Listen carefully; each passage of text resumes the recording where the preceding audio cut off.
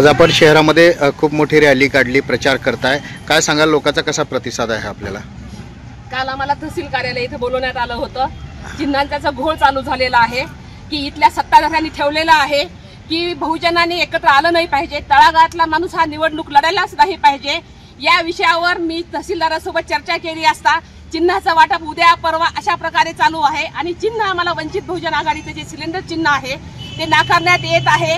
यामुळे आम्ही प्रचार प्रस्थापितांकडे पक्ष आहे, त्यांच्याकडे चिन्ह आहे।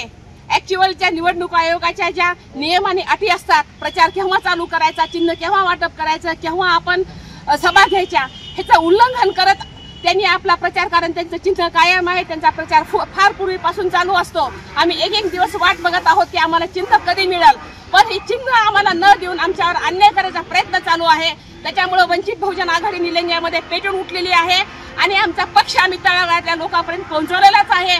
त्या माध्यमातून हा प्रचार रॅलीचं मी आयोजन केलेलं आहे। आज आमच्या वंचित बहुजन आघाडीची प्रचंड अशा लोकांच्या उत्स्फूर्त प्रतिसादमध्ये रॅली निघाली होती। त्यामध्ये दबक्या आवाजात मतदारांचं असं मत आहे, आम्हाला दंडलशाही करून या ठिकाणी रोखण्यात येत आहे। आम्ही सोबत वंचित सोबतच आहोत। तरी मी सर्वांना अजून एक वेळेस आवाहन करतो की तुम्ही आमच्या वंचित बहुजन आघाडीला मतदान करून आमचे 9 उमेदवार आणि अध्यक्ष त्यांना विजयी करा, हे दंडलशाही मोडून काढू।